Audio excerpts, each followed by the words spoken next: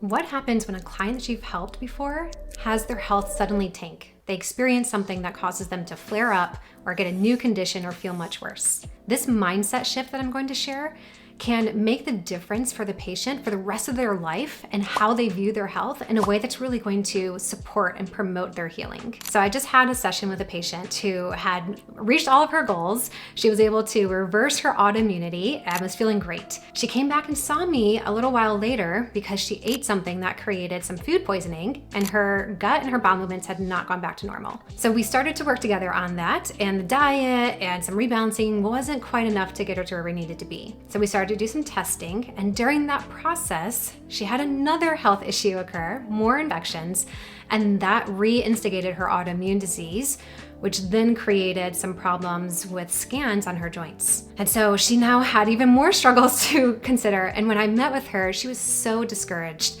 She was so frustrated because she's like, I had done everything. I'm living the healthy life. I reached my goals. I'm a healthy person. How am I dealing with these health issues? What have I missed? What went wrong? Those were the questions. She said she'd had so much anxiety the last month because she's like, what am I doing that's not good enough? And I wanted to, before I answered any of those questions or talked about what are we gonna do to address all this new stuff, I wanted to help her to make a mindset shift. Because our brain is the most powerful aspect of our healing journey. Nothing can heal us more. No supplement, no diet, no fancy technology can heal us more than our own thoughts, right? Research does really make this very clear. How do some people smoke and drink and, live an unhealthy life and yet they, die happy at 100? Big part of it is their mental emotional health. So I heard that there was some mindset, some beliefs here that was not going to support her long-term healing. So I started to address that first. And here's what I told her that is the mindset we want to have that will help us to weather the storms of health. And I'm a Christian, and so I have that perspective, but this can apply to anyone and you can tweak it to match your own beliefs. But first I started off with letting her know, unfortunately, we are not in control of our health, right? So we have to be able to let go some of that control. We have to be able to realize that things are going to happen to us that make us feel worse. And it's not because we didn't better control something. It's because things will happen to us that we cannot control. We cannot control if we ate something that has some bacteria in it, or if we stay at a hotel that is ridden with mold, or if we go through extreme stress because of a diagnosis of a loved one.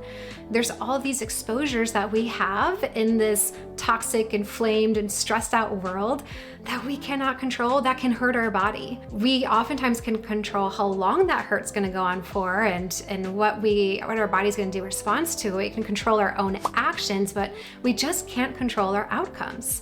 So first is just surrendering a little bit, letting go of that desire to always be expecting for there to be a certain outcome. And then when things do happen and when we have to start to work through, okay, what are we gonna do about this? Because we don't want to just say, well, can't control it, it's gonna happen, so I'm just gonna feel terrible and then eventually my body will heal itself, right? We want to be able to take action. We can influence how severe or how long things can go on.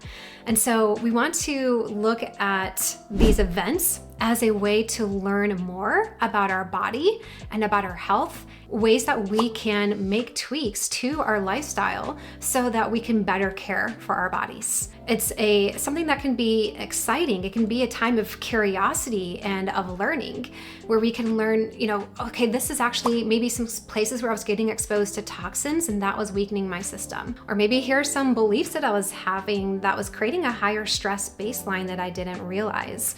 And I didn't need to address that to reach these goals, but it was creating this weakness in the system that made me more susceptible to this trigger. It's exciting to be able to get more insights and to continue to learn and grow. Anything that's important in our lives, there's never an end point, right? There's not like a point in which it's like, well, I've made all the money I can make. I don't need to do anything to my finances.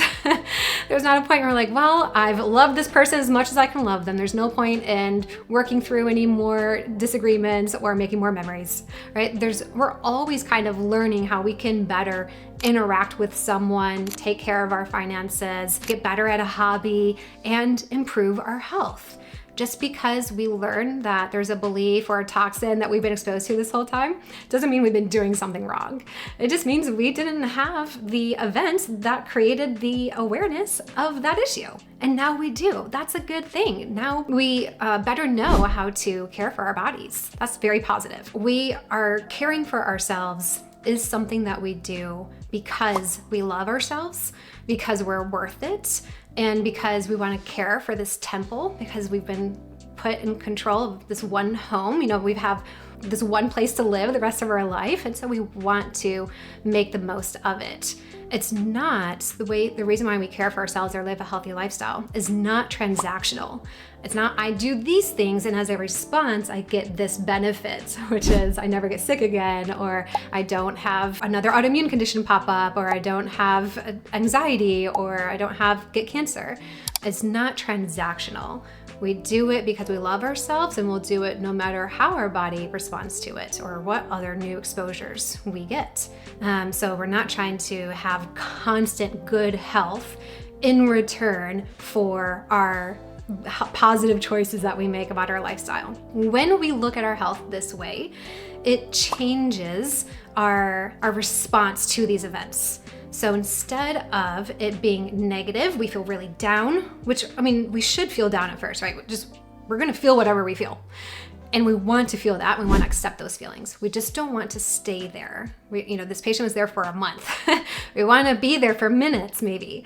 And that might happen a couple times when we talk about it or learn new things about it. So we want to feel, it's okay to be negative, it's okay to have down emotions. But then we kind of process that, we release it, and we move on to this new way of believing. And so we go from being negative all the time or being judgmental. I should have known, I shouldn't have done this thing, I should have eaten more perfectly, right? Those are all judgments on ourselves. Or fear-based, from wow, I should never do that again because then this bad thing might happen. We go from negative and judgmental and fear-based to positivity. What is the good that I'm getting out of this? What am I learning about myself, about the world? How am I going to be a better person and live a healthier life from it? We have acceptance. We say, yeah, I know that I'm not in control. I know that these things can happen. I know that there's nothing I could have done about it, and I don't judge myself for it. And from appreciation for our growth. So that's a gratitude-based mindset that we can say, oh, it's so great that now I know these things, and now I can live in a way that even more honors this temple that I live in. It's my only home that I have while I'm on planet Earth. So I really want to take good care of it. And now I know even more ways that I can take good care of it. So when I say you have to surrender and you don't have control, it doesn't mean you just let life happen to you. It means that you do the things that can be good for you from a place of acceptance and of gratitude, and not from a place of transaction where you expect a certain outcome. So when we don't get that outcome, we're not devastated or full of despair. We are sad and disappointed or confused, and we work through those initial emotions. And then we are excited, we're growing, we're learning, we're seeing where this is going to end up, and we're making some changes because we do have control over our actions, over our behaviors.